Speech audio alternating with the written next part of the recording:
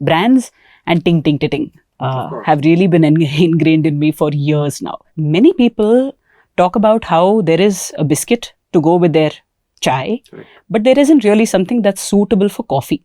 So basis that insight, the team at Britannia then put together a mix which involved a product. The brand is called Biscafe. It's a cracker, it's a coffee cracker. And it's really the best accompaniment you can have to your coffee. One major pain point that we discovered when we spoke to consumers was there are a lot of people who really want to get on their health journey. They want to be committed to it on a day-to-day basis. I mean, including myself, right? And what they really find difficult is to stay consistent. Right. What we realized is if the consumer could have a way in which they could track their everyday attempts at doing something better for themselves, then that gives you a point that you check yourself against. So that's where the idea of NutriPlus was born. And what that does is it simply gives you a single score to tell you whether what you did yesterday was contributing to a healthy and balanced lifestyle, right?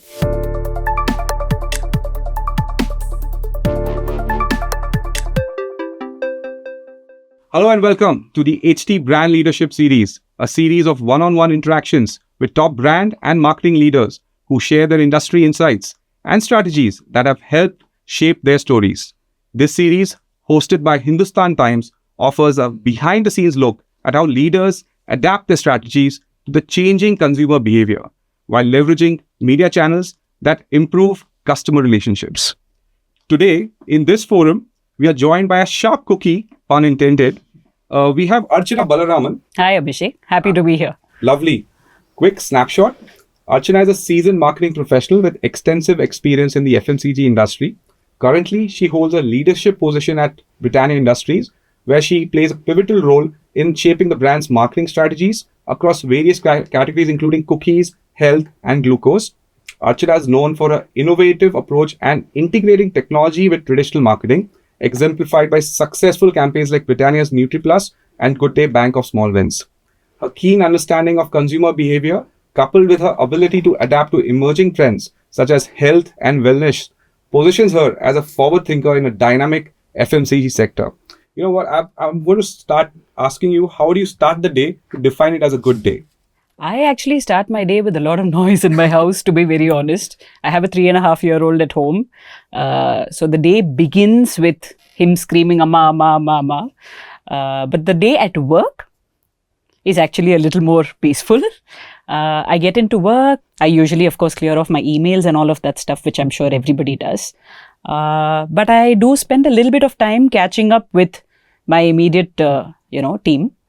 And not really on specific agendas, but casual conversations. That's something I really value, being connected to my team. So that's really how I begin my day. You spent almost 12-13 years at Britannia. So I was wondering how much do you understand the brand? How much has the brand been ingrained into your way of working, your working styles? People really trying to look at you and understand, how do you keep pace with this changing time? Actually, it's interesting that you asked me that. You talked about 12 years at Britannia and therefore the brand being ingrained in me. I would actually take it a lot longer back in time. I've been a Britannia consumer growing up, and the brands are ones that I really love. Such delightful products, Jim Jam, Milk Bikis have all been a part of my growing up years. So it's a brand that's very close to my heart. And that's also been a key reason why, this job has kept me very interested for such a long period of time. When you truly love the brand you're working on, the work just becomes so much more interesting. Brands and ting ting ting have really been ingrained in me for years now. So it's not a 12-year association. It's 12-year association in this form, but it's actually, I don't want to reveal my age, but a much longer association with Britannia. Awesome. Because I think Britannia is in everybody's home today, in my home as well. My mother just refuses to have anything else other than Vita Marie. Oh, really? So Britannia is ingrained in my house as well. Nice. As much. I'll want to just pick on a few anecdotes which you can share about your growing years as a student or in your younger professional days. How has that experience helped shape you today as a leader today? Any insights over there that you can share with us? I talked about my love for Britannia as a brand, right, while growing up. But I feel like the other thing that's really shaped me and made me equipped for the job that I do today is marketing takes a lot of right brain and left brain balance, right? And particularly in an industry like ours, we're also P&L owners. So we run, the commercials of the brand as well. We are in charge of delivering a certain top line, bottom line, market share, all of that. My upbringing, I think, has really equipped me to strike a balanced approach, therefore. So it's not as if, we do the campaigns and that's the end of the job. It's not as if we are rooted entirely to business and therefore consumer is a little distant from us. It's a great balance of the two. And that's something I really feel I've got from my education, my upbringing, the way, my family has been with me, the kind of values that we've been brought up with. I think that's been integral to defining how I relate to my job today. Because we are now in the information age, if we can say that. 10 years back, the curiosity around food was not as much. I'm sure you've done enough consumer studies to probably get an evaluation of how much chatter there is. There's a whole aura around a foodie today. Everybody's trying to get their own audiences growing and talk about experimenting more and tasting more. What is your take on this? How are you seeing this behavioral change coming out? Yeah, I mean, there's certainly a lot of experimentation when it comes to food. And what we attempt to do at Britannia is we try and listen to as much of these conversations that are happening. And the easy thing for us is that so much of it is happening on social media. Right. So that's one medium. If you're clued into, you do get a lot of insights about what excites consumers today when it comes to food. So I'll give you one example of, when we utilized an insight like this from what we heard on social media. Through the regular social listening that we do, we came across this insight, that many people talk about how there is a biscuit to go with their chai, but there isn't really something that's suitable for coffee. Oh. So if you're a coffee lover and that's the beverage of choice for you, what really is made specifically for, coffee accompaniment? So basis that insight, the team at Britannia then put together a mix which involved a product. The brand is called Biscafe. It's a cracker. It's a coffee cracker. And it's really the best accompaniment you can have to your coffee. So this was one example of how listening to trends, spotting trends, listening to what consumers are talking about, gave us an insight into what we could then create and position in that manner to consumers. Perfect. Any other instance or any other insight that you can throw or with where you unraveled or uncovered opportunity to launch a new brand or product? One more interesting thing that we did recently is on bourbon, Britannia Bourbon. When you think bourbon, you think of the classic, sandwich biscuit with the chocolate shells, the chocolate cream in between, the sugar sprinkling on top. Such a delightful offering. But what we realized, while bourbon has stayed in that avatar for so many decades now, over 50 years, what we realized is consumers don't really restrict bourbon to that. What they hold core to bourbon is the chocolatey flavor, the delight that comes from just that unique flavor that bourbon is. So we said, if we were to keep that consistent and if we were to transfer that to, let's say, another product format, that could again be a very interesting way or a new touch point in which consumers can, experience bourbon. So we recently did a collaboration with one of our own Britannia brands, which is Winking Cow, and we launched a bourbon shake. So now you can technically experience bourbon as the classic sandwich biscuit that you have known for many years, but there's also a new way in which you can experience that. That's awesome. Any ice cream combinations that you can give us ideas? We're happy to experiment. Yeah, coming about new ideas, I would like to touch upon startups. They are known for disrupting ecosystems, and you yourself have been a disruptor in various capacities in innovation. And with the advent of startups who have been making a strong statement, also in the FMCG category, whether it's in health beverages or beverages, in men's grooming, or even in sustainable footwear. How do you see these narratives building up, and how do you see as a legacy brand like Britannia having a point of view now? How do you make a statement today? Actually, that's very interesting in the context of a legacy brand like Britannia, right? Because what defines disruption for a 100-year-old is very different from what defines disruption for somebody who's just come in. Obviously, there's a lot more liberty to play around with your identity when it's still not as firm in the consumer's mind. For a legacy brand, that's always a tightrope walk. But how we define disruption within that context is really how do you stay consistent to your brand and yet keep injecting some bit of freshness to it. The very fact that we've had a 100-year run in this country proves somewhere that we managed to stay relevant, the brands have managed to stay relevant to the consumer across so many generations. And I think it takes a little bit of questioning what your identity is, therefore what you need to keep core to your identity, and what are parts that require that freshness to be injected every once in a while. So that's one. Another related aspect, disruption for us also plays out very interestingly in the products that we introduce. So I talked about the bourbon shake earlier, right? So that's in a way disrupting what the consumer thinks of as bourbon today or gets to see as bourbon today, and really transferring that while keeping its core to a very new experience. So in products, that disruption plays out again a little bit differently. Right. And when you talk about, another thing which we do, which is very, very different today, the Britannia of today is really looking at how to bring consumer experiences over and above the products in a very, very disruptive way. So whether it's about using data, cutting edge technology, as the use case might be for different brands, while still keeping the idea very core to what the brand proposition is. How do you bring alive experiences and get the consumer to engage with you in very new ways is another area where there's a lot of disruption that we're talking about. Right. I'll give you an example of, a print ad that we did recently. Print, obviously legacy medium, right? It's existed in advertising for many, many years. But how do you really look at print in a very different way was the challenge that we took on NutriChoice, which is one of our brands, where, Ranveer Singh is our brand ambassador. Yeah. We wanted to communicate the message that NutriChoice is made from 100% atta, Right. which is a very simple, straightforward message. But how do you get somebody to really lean in, sit up and take notice of that is where we looked at various options of how that message could be delivered disruptively. So what we did was take a legacy medium like print, and without any brand appearing on the print ad, we simply said, scan this, I've got news for you. That is what Ranveer said in the ad. And the moment somebody scanned, using AI, what we were able to deliver was an experience activated through your phone camera, where the print ad played out as a video ad, which was a 15-second film, right? And it was a mixed reality experience done very, very differently. It was actually an India first innovation. So like I said, how did we take, a legacy medium, and we're looking to therefore constantly push the boundaries even on stuff that we do to deliver experiences in very new ways to consumers.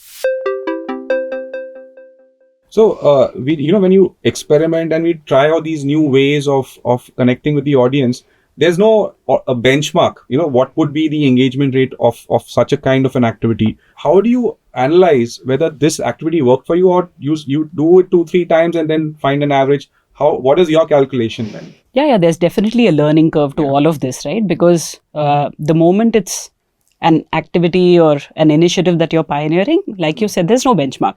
There's no clear picture of success. But in this, like the same example that I gave you, in that particular case, what we noticed was, obviously we managed to figure how many views were there to the video, etc., which when we looked at those numbers was actually about 14 times the reach that we would have got if it was just a plain print ad. Okay. Right? That's also. And the fact that it got into conversations very organically, consumers took to talking about it on social media. That's really the true indicator of whether something has registered with the consumer or not, where you're not forcing for a conversation to happen, but they're talking about it. And that kind of reach and that kind of multiplier to the reach at least gave us confidence that experimenting with new things can give you disruptive results.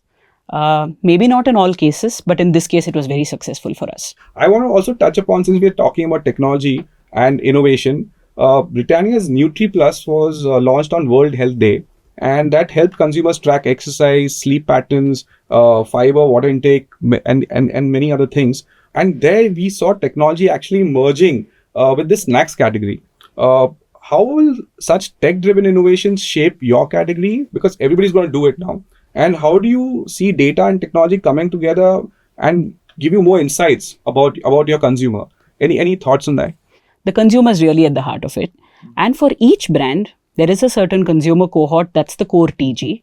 And the proposition of the brand, therefore, needs to be most relevant to that TG. Taking from that proposition and that relationship that exists between the consumer and the brand, we're looking at how can we get that to manifest in new and interesting ways. So while we do several consumer immersions over, and that's existed for many, many years now, we do try and meet consumers and discuss beyond just what's the product range and what's the feedback to the product range. We try and understand what are their pain points, what are their aspirations, and what would really make sense to them in their lives, what would be meaningful if the brand were to contribute in their lives. And NutriChoice being positioned in the space of health and wellness, one major pain point that we discovered when we spoke to consumers was there are a lot of people who really want to get on their health journey. They want to be committed to it on a day-to-day basis. I mean, including myself, right? And what they really find difficult is to stay consistent. Right. And particularly when it comes to health and wellness, there isn't really an end goal, right? What's an indicator of good health? Potentially, lack of illness, potentially you losing weight over a period of time. There isn't really a here and now milestone that shows you that you are on track. And therefore, you end up having a start-stop affair with health, and you probably fall off track multiple times. With this being the problem statement, what we realized is if the consumer could have a way in which they could track their everyday attempts at doing something better for themselves, then that gives you a point that you check yourself against. So that's where the idea of NutriPlus was born. And what that does is it simply gives you a single score to tell you whether what you did yesterday was contributing to a healthy and balanced lifestyle, right? But while that experience to the consumer is so simple, what goes on at the back end is actually really complex. But data and technology have helped us deliver that so beautifully. I mean, it picks up something like 8,000 signals to be able to track your activity levels, your sleep levels, and if you were to input your fiber and water scores, it gives you a composite score. So data and technology have really helped us deliver that experience. And speaking of what therefore that app has done for us, between the various consumers who have enrolled on that platform today, we're actually seeing metrics improve significantly between an emerging user and an advanced user. So on sleep, advanced users are sleeping more, about 36 minutes more per day. In terms of the number of steps they take every day, advanced users are taking over 2,000 steps more than emerging users. So that's real data, right? That shows you that you've made a meaningful shift and helps you therefore stay on that journey. And that's also an authentic way of building a relationship with your consumer, because you actually help them improve their lifestyle in a way. Absolutely. That really counts, and I will touch upon that more as we go along. Since we are still on the topic of technology and you spoke about data, now if there's so much data, you will need somebody to clean that data also for you. And obviously AI comes into play, but we are using AI in different shapes and form. We saw very interesting innovation with Ravi Shastri, which I spoke about earlier also, which was an AI avatar of Britannia's 50/50 biscuit. Can you throw some insights on that, on how AI can be used in the snacking industry? Sure. Actually, there are very many interesting use cases that we are discovering. So it's a very exciting time to be a marketer, honestly. At Britannia, we started with a very simple use of AI, to be honest, which was just bringing alive our product visuals in a very interesting way, reimagined almost as the world of Jim Jam or the world of bourbon using AI. So it was product images, almost like Charlie and the Chocolate Factory. Correct. Right? And the moment we put that up on social media, the kind of love that we got for that, because consumers have enjoyed these products for years, to be able to see it in very interesting forms and manners, really started a conversation with consumers. But that was, again, a simple use case, right? But since then, we've moved to really complex use cases like the 50/50 one that you're talking about. That campaign was done by, of course, the 50/50 team at Britannia. Let me talk a little bit about the why this campaign came in. So 50/50 has always been associated with cricket since its roots, since its inception.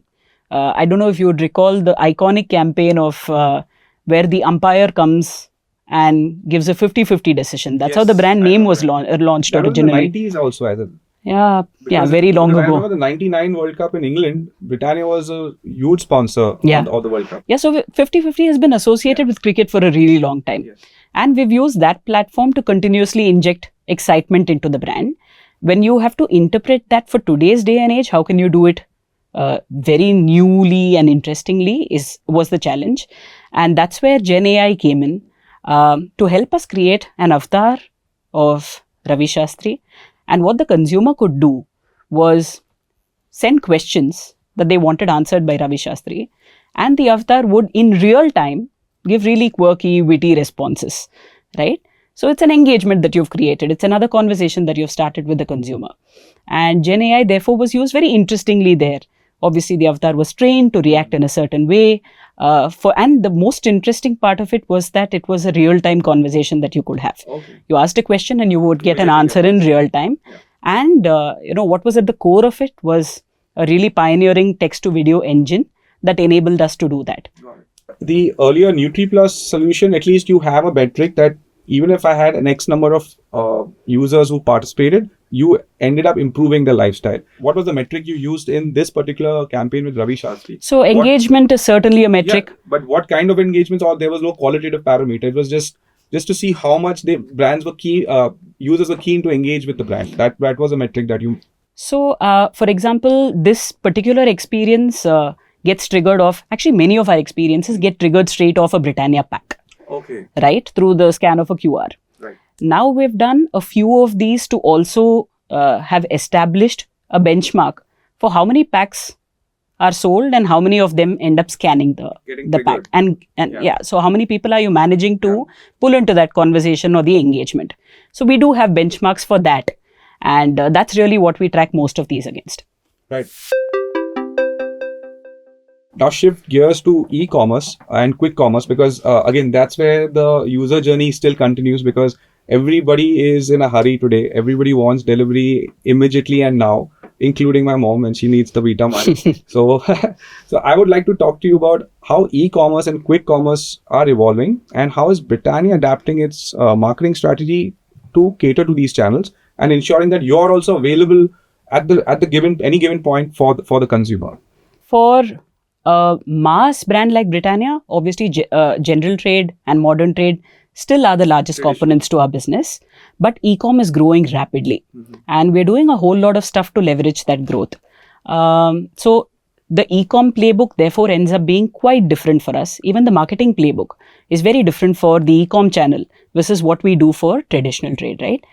It's a platform, like you pointed out, that offers the option to get instant gratification. You need something now, you can get it immediately. And therefore, how do we engage with the consumer there becomes critical. Yes. And what we're able to do is a few things. This consumer is also a consumer who seeks premium experiences, right? We're talking about people like you, people like me, who come from a certain privilege, would like to spend money on getting great experiences. And there is a huge premiumization trend that we are seeing therefore on e-com. So that also helps us as a company ensure that the assortment that we place there caters to that audience. And we are able to premiumize the overall portfolio therefore by reaching a certain audience. Also, again, taking the example of people like you and me, we are probably cord cutters. We don't really even have, cable TV in our houses anymore. Streaming is huge for us. We engage with content only on digital platforms. And therefore, that ends up defining a bit of our playbook as well. Sure. This is a channel where I'm able to very sharply reach somebody and pretty much go from awareness to consideration to purchase intent to closing the loop with purchase there. While Britannia today, of course, doesn't really have a D2C presence, we do ensure that our e-com partners are able to help us close that loop on purchase. So a lot of interesting activations that we do on e-com are all directed at, on digital in fact, not just on e-com, are all enabled in a way that the consumer, if interested in buying the product after seeing that communication, is able to go and fulfill that. Yeah. So basically the omni-channel wheel is ever expanding basically. Absolutely. There's something or the other, because whatever I've picked up so far is because you've not left any media vacant. You've talked about touching upon print, but then you added a layer of mixed reality. Then you're obviously having social conversations. You're building an app and you're helping improve the lifestyle of your customers. And also you're able to serve them on e-commerce and also engaging with them through AI. So yeah, basically the pie is just getting bigger and bigger. And the lines are really blurring. Yeah, so that's pretty interesting. In this day and age, you can't just stop at just one channel or one media channel. I think the way of engaging with audiences is also to be able to show that you're making a dent in society. And when you're making a dent in society, I would say that what is your sustainability quotient today? What are you doing to preserve Mother Nature? What is it you're doing to give back to society? And I think there's a study which says that audiences love to gravitate towards a brand who's able to show strong sustainability prowess. Britannia has done a CSR campaign which is called Her Pocket Up Dustbin. Did you notice any surge in brand love or affinity when you all conducted? Was there any 0.01, any metric that helped move the needle? So this is a big responsibility that we bear, and particularly as an organization whose products reach like crores of households every year, every day in fact. And plastic is really at the center of so much that our consumers get from us. And therefore, taking from that, what we did was started an initiative a while ago. And now for the third year running, we have been plastic neutral as an organization. Yeah. Also, over 70% of the plastic that we use in our packaging today is recyclable plastic. So on the occasion of Earth Day, we thought that it's a good opportunity to communicate that initiative, but equally get consumers to also participate in sustainability by getting them to not litter. So even, when I go out with my son, we consume a packet of biscuits, cake, whatever it might be. And then what do we do with that packet? When we are out and about, we may not really find a dustbin wherever we go. We aren't really equipped to be able to find a dustbin everywhere. But and what do you do? Segregation is another issue. Yeah, that's true. And what do you do at that moment? So it was a little nudge to get the consumers to use their pocket as a dustbin and hold on to that waste until they are in a position where they can dispose of it properly in a dustbin. And I've shown that to my son. So you spoke about, surge in brand love, etc. I've shown that had to my son. So this is a habit that he now has. And I'm hoping that therefore many more such people do too. His friends will see him doing it, then they will also copy that. Yeah, and it's not something that you can measure the impact to overnight. Yeah, of course. But all of these really add up. And interestingly, for this particular campaign, when we put it out, we received a lot of love from Britannia employees. Okay. And it really made a huge difference to how proud they felt about being part of an organization that did something about this issue. So that's something that was very real. Yeah, speaking about building a deeper relationship with your customers, you've also built a very interesting platform for women, empowering them, giving them a platform for entrepreneurship with Marigold. Can you share some insights on that? Sure. So the core consumer for the Marigold brand is the homemaker who resides across the length and breadth of this country. And something that really unifies them is a burning desire to want to contribute financially to the household. And with that as the problem statement, Marigold a few years ago, in fact, embarked on a journey to enable them to become entrepreneurs. The brand line, in fact, is be more, do more. And in that journey, the role that Marigold has played for so many years is getting these women a platform where if they have a certain business idea, they can come and pitch it. And if you are among the top 10 or 15 in that year, what Britannia Marigold provides is seed funding for you to be able to start that venture. Right. So that's really how it started. And then since then, each year, the program has really been evolving to subsume multiple aspects. So once you've got that funding, what do? You may not really know how to set up that business. You might need to acquire the skills for it. You would need a certain kind of a support system to be able to get that going. So we've brought on board partners who can help us build that skill, develop that skill with homemakers. And the last such initiative on that journey is what you talked about, which is the platform called Her Store, where Marigold consumers who wish to be entrepreneurs or who are already entrepreneurs can come and list their products free of charge, free of commission on a platform where it can be discovered by millions of consumers across India. So it's really reach and amplification of that business that Marigold is able to do through its packs, which, like I said, reach crores of households, right? And therefore, it provides a certain platform. Today, in fact, there's over 50,000 products already listed on that website, over 2,000 homemakers who are also entrepreneurs who have listed their businesses and are actively selling their products to consumers across the country through that platform. Amazing. I think that's the need of the hour, and we need to do them more often. I'll also move to the diversity of the country and the diversity of consumers that you need to reach out to while you're doing these various initiatives. Obviously, there's so many products which are meant for so many types of customers, and Britannia offers a wide range that caters to these demographics. Even though the category is same, but it's still trying to have a very diverse communication or diverse conversation. How do you change your approach? Because at the end of the day, it's a homogeneous communication with your signature tune, talking to a heterogeneous community. So how do you make those strides? Actually, this whole aspect of regionalization is something that we are quite passionate about at Britannia, and we're trying to actively bring that into multiple brands. I'll give you two examples. One is of Good Day, which is of course a multi-thousand crore brand, huge scale, again sold across the country pretty much, and has consumers coming from all parts of India. And when you think of, therefore, the advertising that we create for such a brand, usually it's painted with a very broad brush, right? And that's traditionally how it's always been. What we've done recently is interestingly taken regional insights. So Good Day proposition is basically around finding small moments of joy that exist in your day-to-day life and celebrating those. Now, those small moments for somebody sitting in Chennai could be very different from those small moments of joy for somebody sitting in Punjab, right? And what we did was to mine locally relevant insights of what constitutes that small moment of joy. And we brought that alive in our mainline TV communication through multiple films. So what somebody sees in TN, like I said, would be very different from ultimately all talking about small moments of joy, but done differently. Another really interesting example of regionalization that Britannia has done recently is on milk bikis. Now, regionalization here takes on a slightly different flavor. The relationship between Milk Bikis, the brand, and Tamil Nadu, the state, is a very, very deep relationship. We enjoy over 90% penetration in this market. I myself, being from that state, have grown up really knowing and loving the brand and consuming it on a daily basis. But then again, when you say Tamil Nadu, that's a whole state, has multiple different districts and people talking in very different dialects of the same language.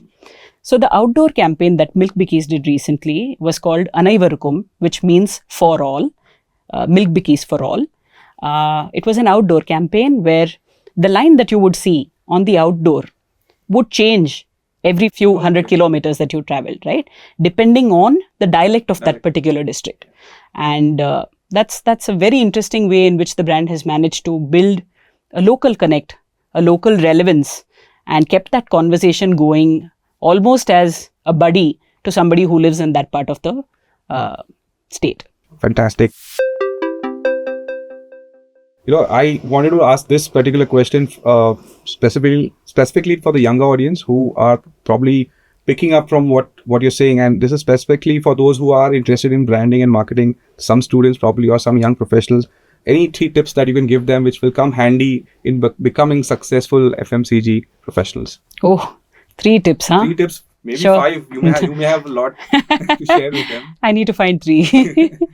I can tell you what's worked for me. Sure.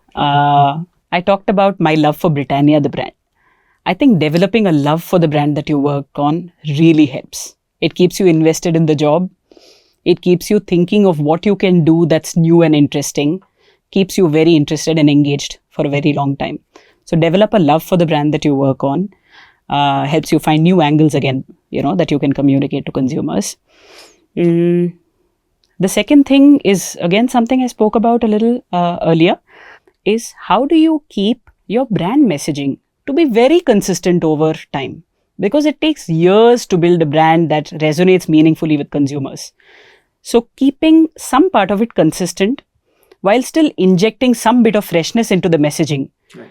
And at Britannia, we call that fresh consistency. That's very critical to, being successful as a brand and as a marketer, and making your brand successful in turn.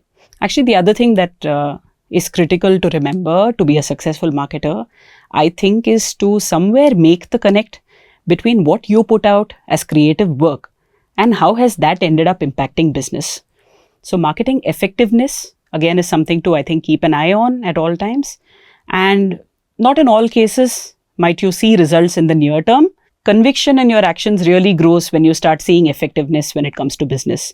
So effectiveness of all that you do as marketing initiatives or as a marketer, I think, is another thing that I would urge one to keep in mind. Looking at how the trends keep changing, the effectiveness also keeps your goalpost keeps shifting. Yeah, that's something that we got to keep in mind always.